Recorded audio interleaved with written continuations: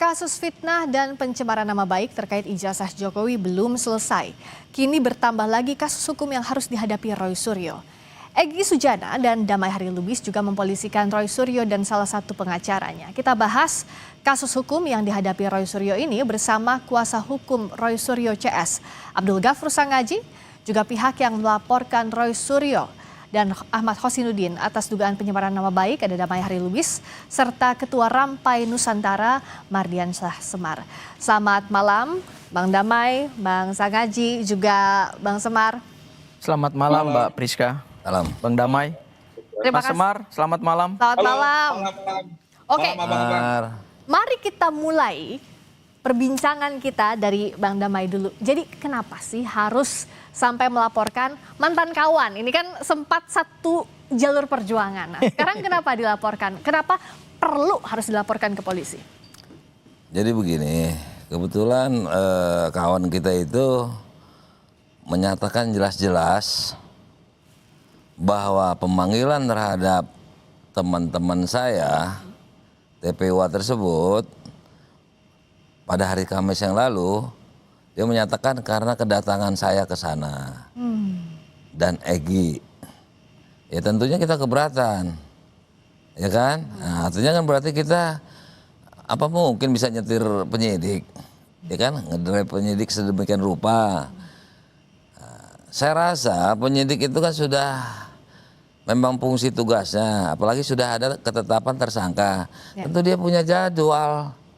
Kok bisa-bisanya dia nuduh seperti itu gitu ya, nggak pakai kalimat-kalimat yang tanda kutip ya kan, atau apa, atau satiri atau apa gitu ya.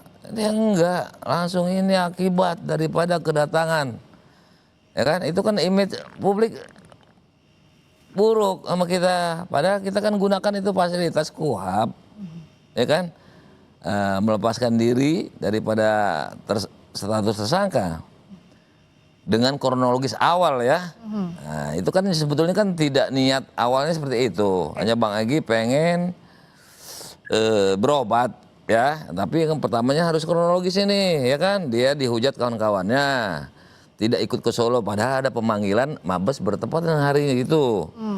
Kedua, kepingin nasihati, datanglah syarat dari saya, jangan minta maaf dan tidak dipublis. Ini kronologis yang tahu kita. Dan sama-sama mengakui, kesepakat jadi kan.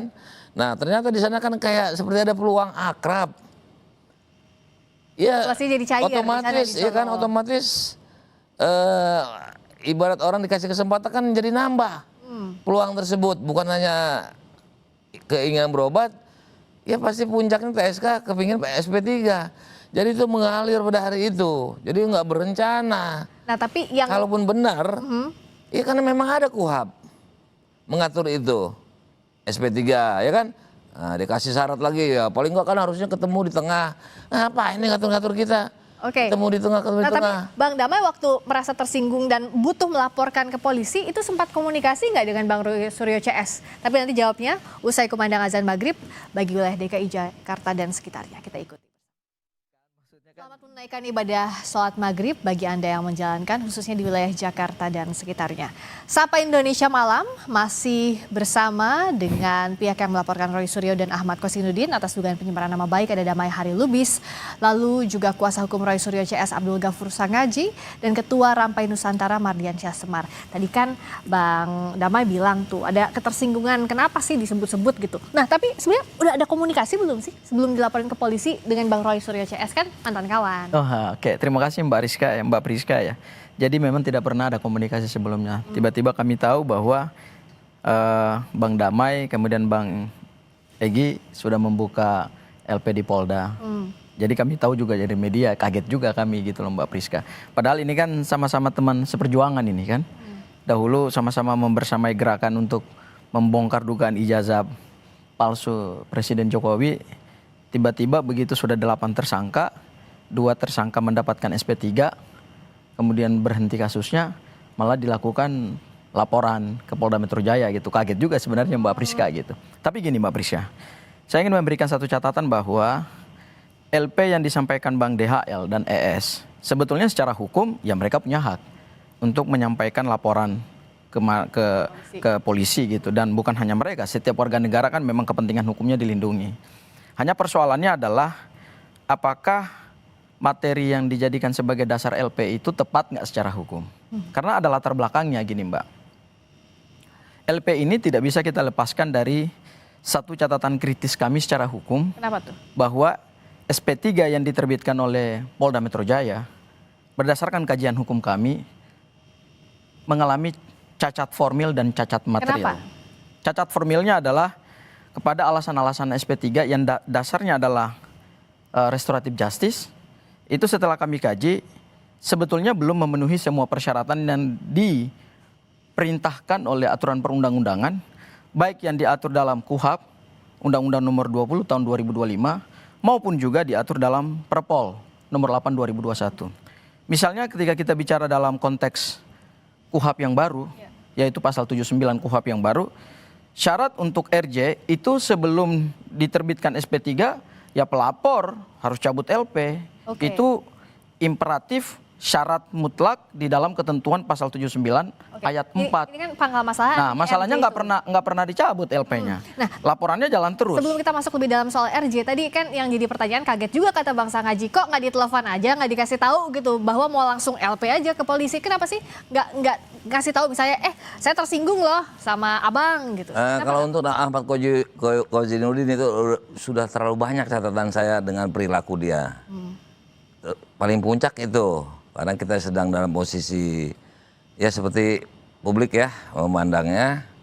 Padahal itu kan kita kan punya misi-misi tertentu, ya kan, dan punya alasan hukum. Saya tidak terlapor, saya dapat kuasa dari Roy semua, Kurnia, Egy, dan saya terbukti, saya pernah dampingi Kurnia. Kalau saya terlapor pada saat itu, tentunya saya diusir sama penyidik punya hak.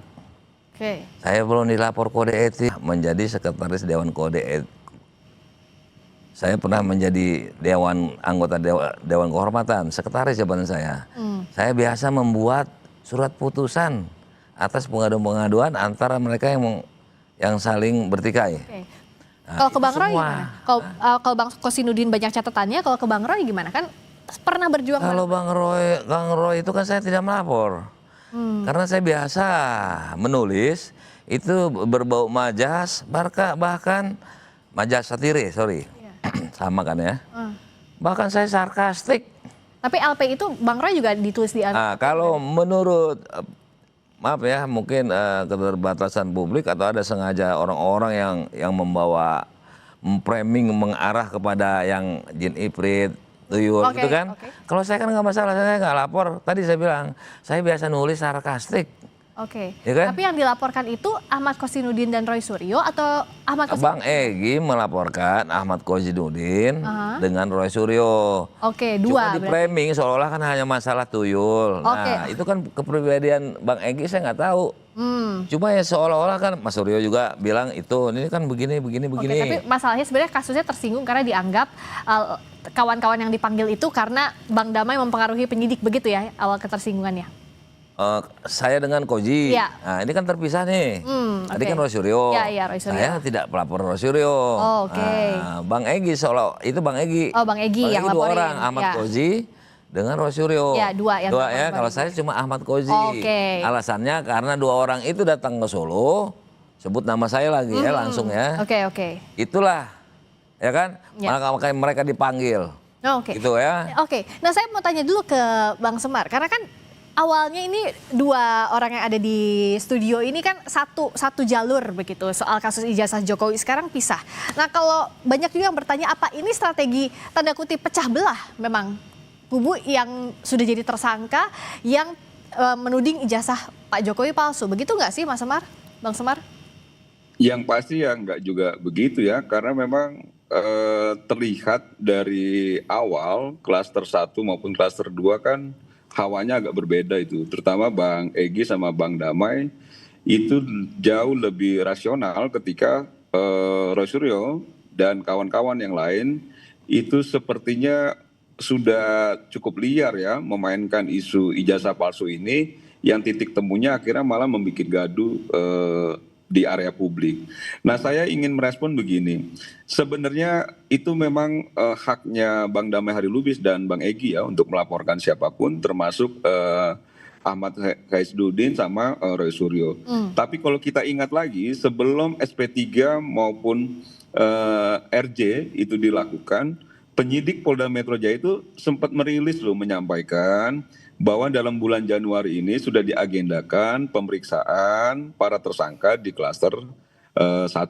Oke. Jadi kalau sekarang itu dilakukan, sebenarnya bisa dipastikan memang itu sudah teragendakan, bukan karena Bang Hari Lubis dan juga Bang Egy, itu sudah clear. Nah, bahwa itu akhirnya membuat ketersinggungan, kita juga menghargai hak-haknya. Bukan berarti juga kita ya yang ada di pihak Pak Jokowi senang juga dengan situasi ini. Sebenarnya tidak senang, Mbak. Kenapa Kita nggak itu senang? begini, kita itu pengennya semua kan baik-baik saja. Kalaupun memang akhirnya Roy Suryo, Rismon, Tifa itu masih bersikeras untuk membuktikan soal dugaannya, ya mari kita bertarung di proses peradilan, kan begitu ya. Oke. Nah, ini yang menurut saya jauh lebih fair dibandingkan membangun narasi-narasi atau membuat satir-satir terhadap siapapun, termasuk terhadap kawan yang dulunya seperjuangan, Bang Egy dan Bang Hari Lubis gitu loh. Itu yang menurut saya itu nggak fair lah. Oh, Gitu loh. kalau Bang Sang Aji Nggak melihatnya jelas. ada apa sih Bang Sang Aji? Dari laporan yang sekarang kan akhirnya dilayangkan oleh Bang Damai dan juga Bang Egy, ada apa? Apakah ini terkait dengan RJ, setelah ada RJ atau ada kaitannya atau tidak? Oh iya, ini tentu saya sampaikan bahwa ini sebetulnya kritik hukum yang satir sebetulnya. Kenapa? Maksudnya gimana? Kritik hukum yang satir itu artinya adalah satu bentuk kritik publik yang diwakili oleh juga para tersangka maupun juga oleh para kuasa hukum. Ingat, mereka itu juga adalah warga negara. Ketika kita melihat ada satu proses penegakan hukum yang tidak due process of law, artinya penerapan-penerapan hukum yang menjadi dasar dari keluar SP3 kemudian restoratif justice, ini kemudian menabrak hukum acara pidana kita, ya tentu siapapun orangnya, apalagi yang paham hukum, dengan keluarnya KUHP yang baru, advokat adalah bagian dari aparat penegak hukum, ya kita boleh dong menyampaikan kritik publik. Bahwa itu kemudian mengandung satir hukum, ya itu adalah bagian dari interpretasi dan cara menyampaikan kritik gitu. Saya ingin menegaskan begini, bahwa kemudian Bang Kozi mengatakan bahwa ada pemanggilan kemudian melahirkan ada silaturahmi ke Solo kemudian melahirkan pemanggilan kepada para tersangka, saya kira itu sah-sah saja. Kenapa sah-sah saja? Karena mohon maaf, ini pada saat kami gelar perkara khusus, ini Bang Damai kan di sesi pertama itu sebelum berakhir itu kan sudah keluar ya. Kemudian Bang Semar juga nggak ikut gelar perkara khusus. Ada kesepakatan yang menurut kami ini dilanggar Apa itu? oleh penyidik Polda Metro Jaya. Yaitu kesepakatannya adalah sebelum berkas limpah kepada jaksa peneliti untuk kemudian diteliti berdasarkan P19, itu penyidik akan memberikan prioritas Ya. kepada tersangka dan kuasa hukum untuk menghadirkan saksi meringankan atau saksi ade charge dan ahli yang menguntungkan. Ada praktiknya? Pada prakteknya kan nggak sesuai. Begitu ada pertemuan di Solo, kemudian keluar SP3 yang dasarnya adalah restoratif justice, maka kemudian jadwal penegakan hukum diubah sendiri oleh penyidik Polda Metro Jaya. Seingat saya, sebelum dilakukan gelar perkara khusus itu kan sudah dirilis informasi oleh Polda Metro Jaya bahwa agenda yang akan mereka lakukan pertama adalah gelar perkara khusus, kemudian yang kedua adalah pemeriksaan saksi dan ahli meringankan dari tersangka, kemudian setelah itu pemberkasan tahap 1. Tapi kan yang dilakukan ini enggak. Oke. Ini tiba-tiba langsung di skip agenda pemeriksaan saksi meringankan dan ahli meringankan, langsung dilakukan tahap 1. Apa ini berpengaruh atau tidak, Ini RJ? menurut kami Pengaruh, sebetulnya saya pengen adalah tanya, seandainya kritik kami Anda terhadap proses tidak ada penegakan ke hukum. Solo, apakah tersangka ini nggak dipanggil? Coba jawab. Kenapa Bang? Apabila Egy dan DHL tidak ke Solo, apakah para tersangka ini, teman-teman saya, ya, itu tidak akan dipanggil? Oh, kami tidak mengkritik itu. Yang kami kritik Orang bilang karena DHL dan Egy ke sana lah, maka mereka ini dipanggil. Yang kami kritik adalah Bukan kenapa begitu keluarnya SP3 dasarnya restoratif justice yang juga cacat hukum formil dan hukum material itu, kemudian langsung dilakukan pemanggilan terhadap para tersangka dan sudah dilakukan pemberkasan tahap 1. Berarti ini kan nggak sesuai dong dengan kesepakatan yang dilakukan di gelar perkara khusus. Dan yang kedua, ingat, KUHP baru kita ini, Undang-Undang Nomor 20 Tahun 2025, itu justru memberikan porsi perlindungan yang imbang, bukan hanya kepada penyidik, tetapi juga kepada tersangka. Artinya yang dikedepankan oleh KUHP itu adalah adanya keseimbangan dalam menghadirkan alat bukti. Oke, tapi dianggapnya tidak imbang perimbangan itu, itulah yang Bang kemudian Damai. kami kritik. Dan tadi Nah, kalau RJ yang juga dikritik. dikritik itu kan harusnya bukan saya dong. Ini kan permasalahan laporan saya kan. Kalau ini kan mengembang kepada teknis bahwa penyidik itu salah penerapan hukumnya kan gitu. Menurut apa tadi? KUHP Menurut KUHP yang baru. 20 2005 ya. Terus KUHP. Nah, ya kan itu dua ya undang-undang nih. Saya nggak sebut perpol. Tapi seingat saya Bang, mohon maaf, Bang Kozi itu sebetulnya dalam konteks menyampaikan kritik hukum yang satir itu, sebetulnya tujuannya bukan untuk menyerang kehormatan pribadi Bang ES dan Bang Egy dan Bang DHL. Kenapa? Karena kalau kita bicara kualifikasi delik, yang abang laporkan itu kan 433, 434. Itu tuduhan, beda sebetulnya kan satir. adalah berkaitan dengan harkat dan martabat. Kenapa dianggap Yang dikritik itu kan tuduhan, adalah bukan proses satir? penegakan Oke, hukumnya. kenapa gitu. Bang Damai Nah. menganggap itu bukan satir Itu bukan tapi tuduhan? satir. Kenapa? Mereka ini mereka ini dipanggil karena mereka berdua ke sana. Nah, makanya tadi timbul pertanyaan, apabila kami tidak ke sana, apakah tidak dipanggil? Itu pertanyaan saya. Kalau masa belum waktunya berarti dipanggil. Kan kita juga nggak boleh menerka-nerka. Kapan penyidik itu akan manggil? Dia sudah terjadwal. Tapi dari rumusan perbuatan delik materialnya Bang, Nah, itu beda menurut lagi. aku itu Ini bukan- beda itu loh Bang. Ini kan yang Itu yang kritiknya dipertanyakan kan adalah tentang kritik laporan. Oke, laporan Dia itu. masalah teknis beracara. Tapi penyidik. nama abang juga nggak disebut kok di situ. Hanya disebut 2 orang. Boleh diputar. Oke. Ya, udah dikonfirmasi juga Tapi kok ke apakah Bang Damai merasa terganggu Bang Kozi. kehormatannya? Tadi kalau kata Bang Iya. Sangaji Ya kan terganggu tidak lah, jadi seolah masa teman Oke, saya. kenapa terganggu? Dalam rangka pembelaan Oke. saya selalu bilang, Memang Bang, teman saya harus pulang ke rumah, bukan kayak dia, ledakan sekalian. mohon maaf Bang Damai. Padahal tugasnya non litigasi. Apa sih nomenklaturnya? Pemahaman tentang non litigasi itu restorasi justice, ya kan? Damai, musyawarah, ya kan? Dia nggak lakukan, jadi kontradiksi. Oke, nah RJ. Anomali daripada tugas dia. Mohon maaf Bang Damai. Bang Damai buka LP di Polda Metro Jaya, kebetulan aku sudah lihat LP-nya. Itu kan 3 pasal yang abang laporkan. Pasal 433, 434 sama 27 Undang-Undang ITE. Dia sedang ngupas pasal nih. Ya, sebetulnya secara delik material, perbuatan mana sih yang menurut abang dan berdasarkan rumusan ilmu hukum pidana yang disebut pencemaran nama baik itu apa sih batasannya gitu? Nah ini dijawabnya Masa hanya usai jeda mengkritik di gitu aja? Sapa Indonesia Malam nanti ya usai jeda kita akan Disebut itu mencemarkan Oke, tadi nama mana baik. pasal-pasal Saya yang belum bisa dianggap siapin mencemarkan aja bela- nanti bela- sabar secara dulu kita aja. jawab usai jeda di Enggak, Sapa kita Indonesia Malam profesional kami gitu segera loh, Bang. kembali.